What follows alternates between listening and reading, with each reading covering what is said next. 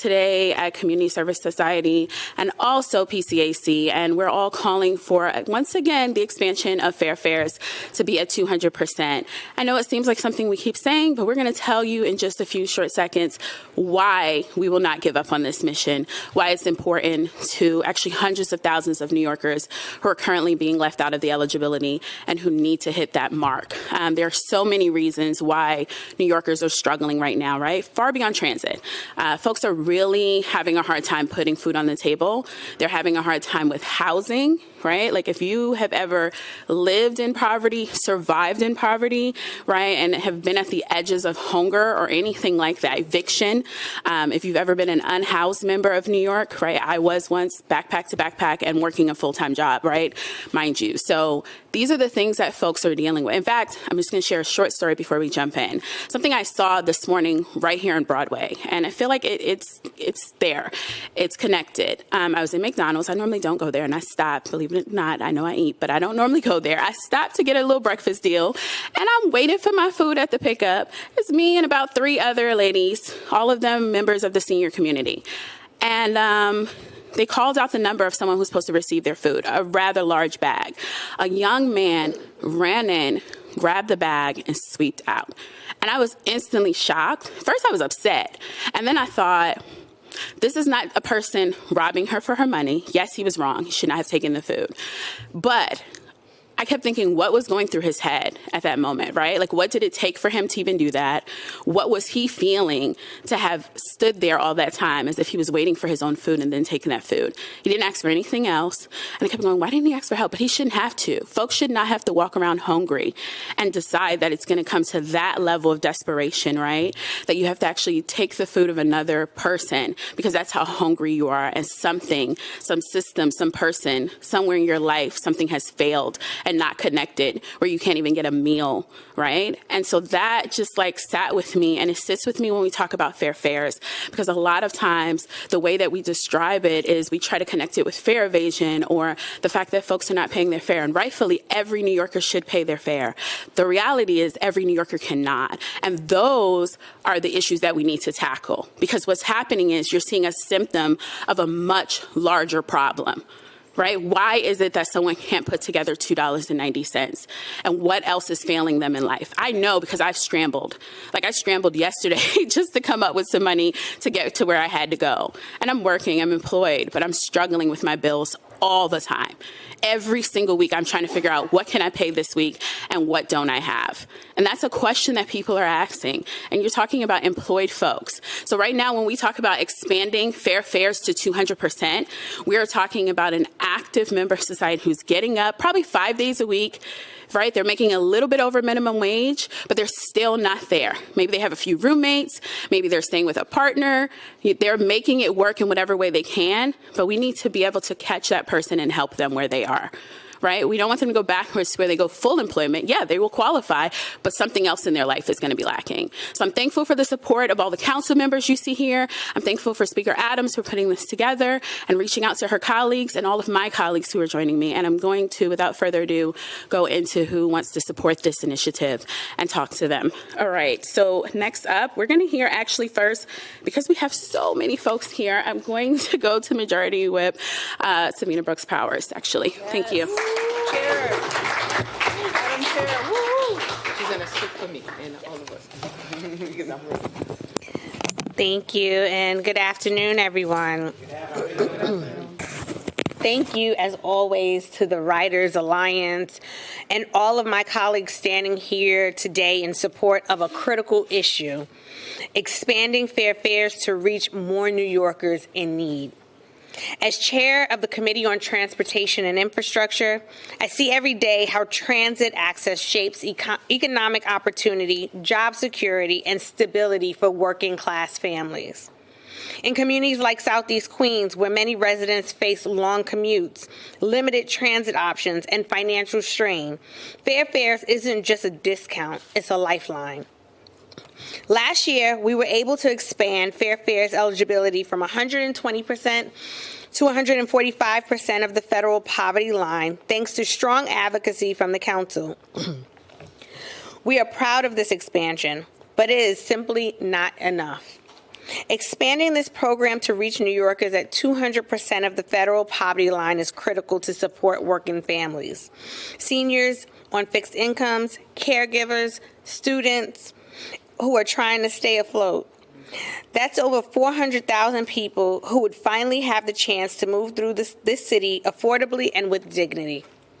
I am also planning to introduce a resolution in support of state legislation sponsored by Senator Leroy Comrie and Assemblymember Gonzalez Rojas that would enact a 50% MTA fare discount for any individual earning up to 200% of the federal poverty level. We must ensure that all forms of public transit, including Metro North and Long Island Railroad, are affordable to working families. Let's be clear. No one should have to choose between a Metro card and groceries. Fair fares is smart policy. It's equitable policy. And it's time that we make it a reality in this budget. Thank you again, and let's keep fighting to make transit fair for all. Thank you.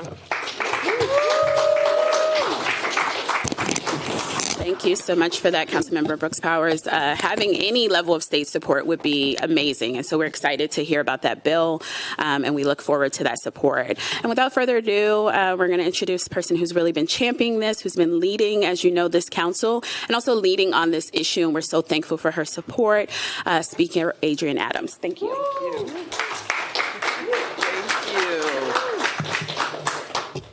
This is very exciting. Thank you all for being here today as we continue our fight to expand access to fair fares. I am New York City Council Speaker Adrienne Adams, and I'm so proud, as I always say, to lead our historically diverse women-majority City Council. Are any of the men who get it here today? Okay. I also want to notice that we are joined, of course, by our Majority Whip, Sylvina Brooks Powers, Council Members Carlina Rivera, Sandy here today. Sandy's not here. All right. Council Member Mercedes Narcisse, Council Member Rita Joseph are all here today.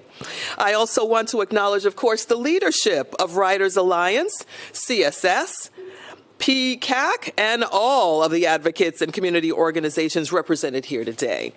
Over the past 3 budget cycles, this City Council has fought alongside our partners here to expand the city's investment into fair fares, a program that has become a lifeline for over 360,000 working-class New Yorkers. Year after year, recognizing the growing affordability crisis that is pushing our working families to the brink, we have secured more funding for this vital program and expanded its eligibility. As a result, New Yorkers are living up to 145% of the federal poverty level are eligible to apply for fair fares. That means if you make under roughly $22,600 a year, or if you have a family of 4 making $46,600 or less, you can now access discounted subway and bus rides. This is important because public transit is the lifeblood of our city. Being able to afford the fare means you can pursue job opportunities and go to school, see your friends, and meet your everyday obligations. Yet, far too many New Yorkers are still struggling to access public transit, which prevents them from moving within their own city.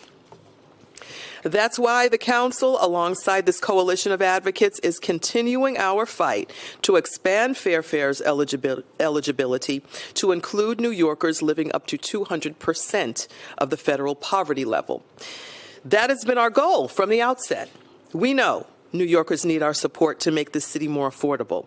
By expanding eligibility to 200%, over 415,000 New Yorkers will benefit, including those living in communities like mine and Sylvina's in Southeast Queens that have historically lacked equitable access to reliable, accessible, and affordable public transportation.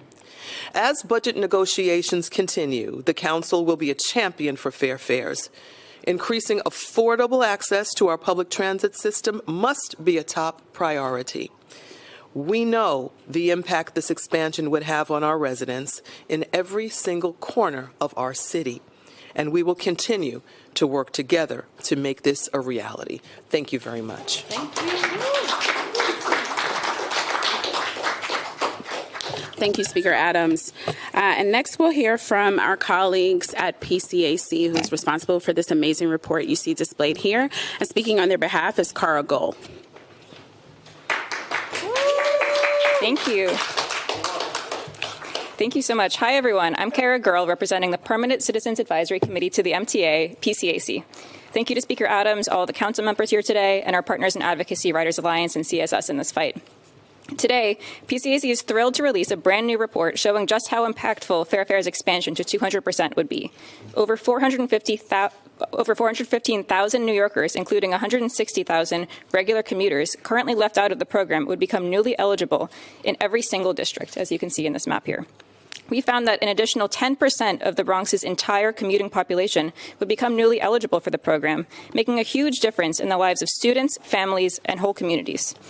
And 42 out of 51 council districts would see at least 1,500 more commuters newly eligible for fair fares. That's enough people to decide an election. These numbers aren't small, and they represent the real lives of working-class New Yorkers currently being failed by our policies. If City Hall wants to make a real impact in bringing down the cost of living for New Yorkers, the time is now to expand fair fares to 200% of the federal poverty level and to the Long Island Railroad and Metro North within New York City.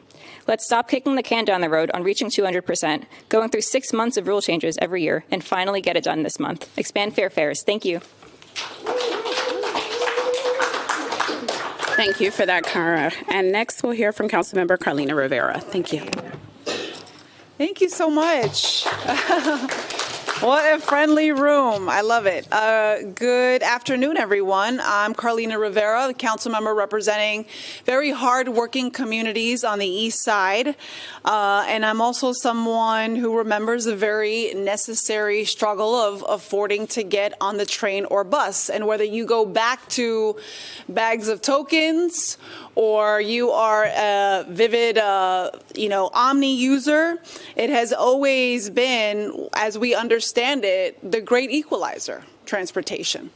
It is what really brings us all together as New Yorkers, and the experiences that you have on the train or bus. You are next to all kinds of people from different ethnicities or different levels in terms of their socioeconomic status. And it is something that we really must invest in as a city. And all New Yorkers, no matter what neighborhood they call home, they need to benefit from an accessible and reliable public transportation system. Accessible via costs and physically accessible, especially for those New Yorkers with disabilities.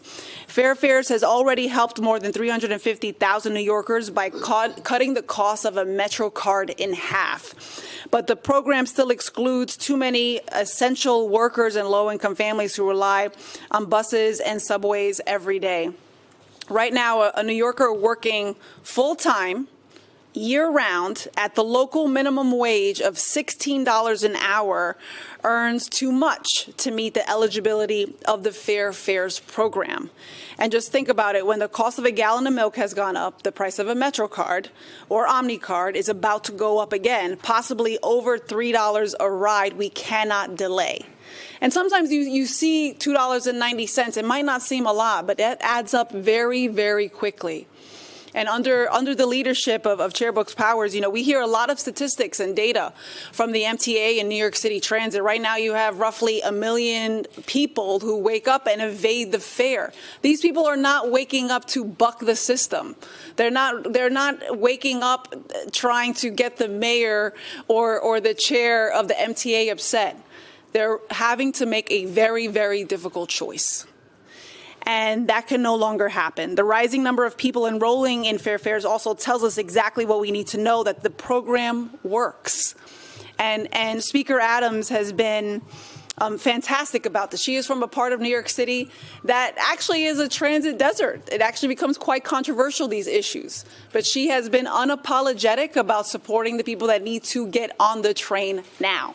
That's not easy. That's the type of leadership that we need in this city. That means supporting essential workers. That's home health aides. That's food service workers. That's building staff. I know we've all seen something kind of funny on the train, some people moving furniture, okay? Just think about it. People can't afford delivery fees, right? They have to live in this city. It's so, so expensive.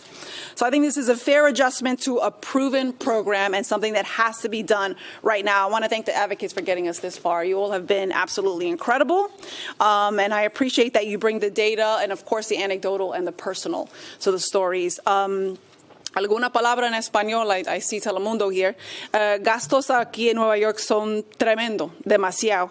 Y debemos ampliar el programa de tarifas justas, Fair Fares, a 200% del nivel federal de pobreza, permitiendo que los trabajadores con ingresos mínimos y 412,000 neoyorquinos de bajos ingresos tengan acceso a un transporte público asequible. Muchas gracias.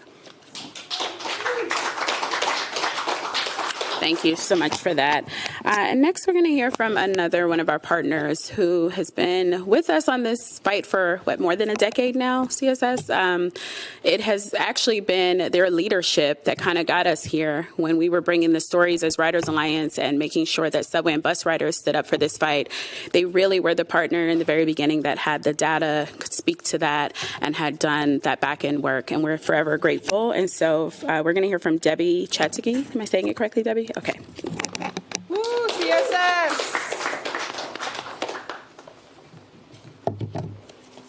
Thank you so much. Thank you, Councilmember Brooks Powers, Carlina Rivera, Rita Joseph, and all of you, and Speaker Adams for your leadership on this issue. And thanks to all of you for organizing. My name is Debbie Priya Chatterjee. I'm a senior economist with Community Service Society of New York. CSS, together with Riders Alliance, as Dana was mentioning, and other nonprofits led the campaign that successfully launched Fair Fares, a program in 2019. Since then, we have made important progress, but we still have much work to do. Today, you've heard how crucial it is to expand eligibility for fair fares to 200% of the federal poverty level. I want to stress that urgency through 2 points. First, the federal poverty level is a deeply flawed measure of economic need in New York City, or anywhere else for that matter. It is based on an outdated calculation that fails to reflect what households truly need to survive in today's world.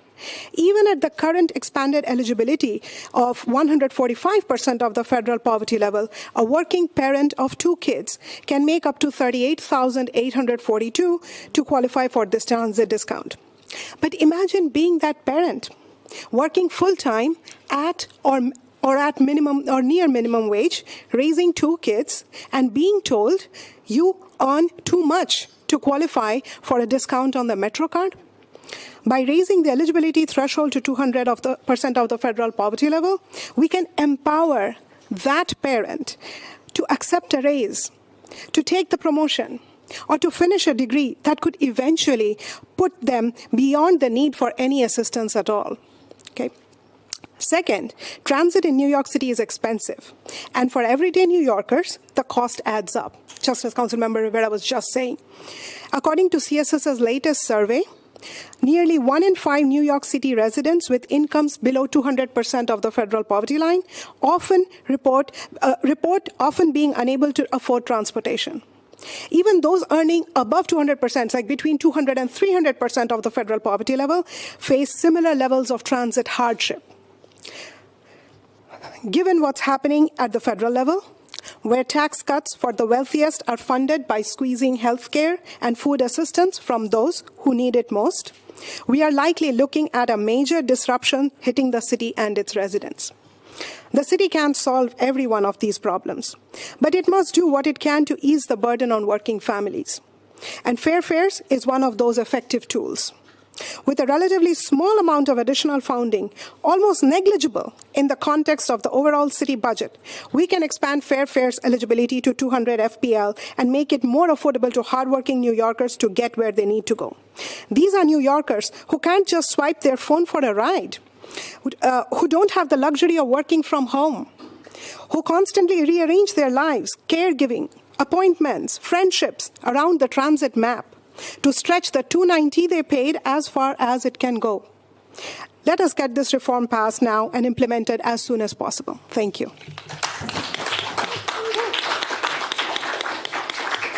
Thank you for that message, Debbie. And now we're going to hear from a council member who has, for the last couple of years, I would say, continued to support with great vision around what transit can be. And that's what we need. We need robust and urgent care to this matter, right? There are folks, as we just heard, hundreds of thousands of them who are living in poverty and struggling. And this is just the tip of the iceberg. I hope that everyone here sees that transit justice is really at the intersection of so many other issues, and that if I'm transit dependent, if I'm struggling to afford my MetroCard, then certainly I'm probably struggling in other areas. And so Councilmember Rita Joseph out of Flatbush, y'all. Yeah.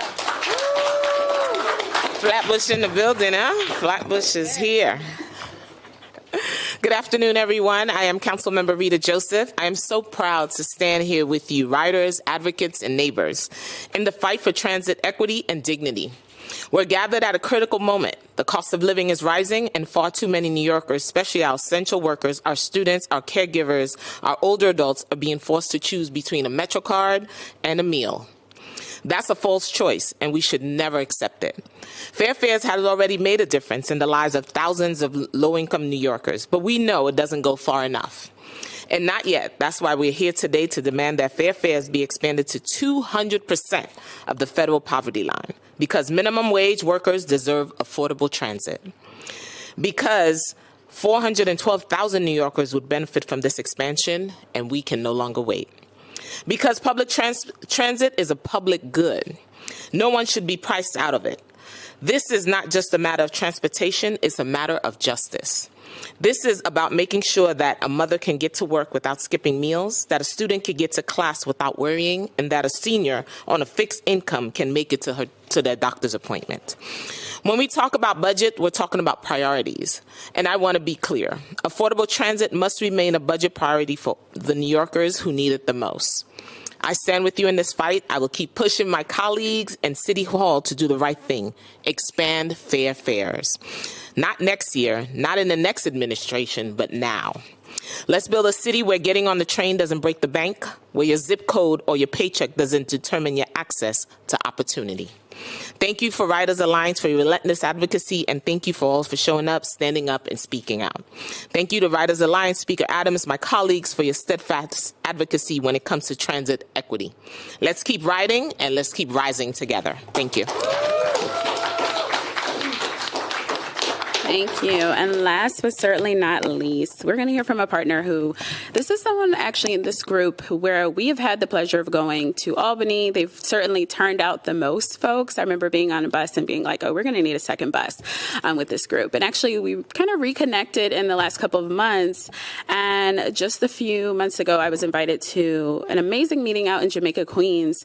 And I heard from riders who, I was there to speak actually about another issue, I won't name it, which was a hot topic in transit. And they were like, no, we want to talk about fair fares. What's going on with fair fares? Forget all that other stuff you're working on. What is happening with this?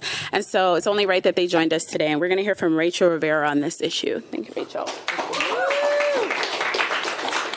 Good afternoon, everyone. So as everyone been speaking about families, I am a single parent of 6 kids on one income. And most of my kids need the fair fares. We don't qualify for multiple fair fares. We only qualify for one card. And with that one card, 3 to 4 of my kids have to share it, go about scheduling things, working, school, daycare, around that one fair fare MetroCard. So I am here to not speak about my family, but other families that are suffering like mine, that don't have 6 kids, but do have 1 or 2 kids. And it's only fair that we do raise up to 200% so that my families like mine don't fight over, I have an appointment today, I got to go to school, I got to drop the baby at daycare with that one fair fares MetroCard. And it's not fair for a single parent that have to fight and depend and budget stuff out to figure out MetroCard, the rent, the bills, or food. And I'm only one person on one income for a family of 6. So I want people to realize, how is everybody else doing it if I'm struggling myself? And I work full time. So with that being said, I'm here with everyone else that's behind Writers Alliance to please raise up the what was it called, that word I'm so sorry, to 200%, so we don't have to struggle and hopping a train and getting a ticket. That's another bill that we got to figure out how to pay, because that's another ticket. So there's always bills coming behind bills if we don't have the fair fares coming into 200%. Thank you. Thank you so much for that, Rachel, and for being transparent. What a powerful story. With that, folks, we're going to conclude, and we're so thankful for everyone coming today. I'm just wondering, are there any questions? Anything around the report? No? Okay, so everybody here is committed to fighting. All right, thank y'all. Have a good one. Thank you.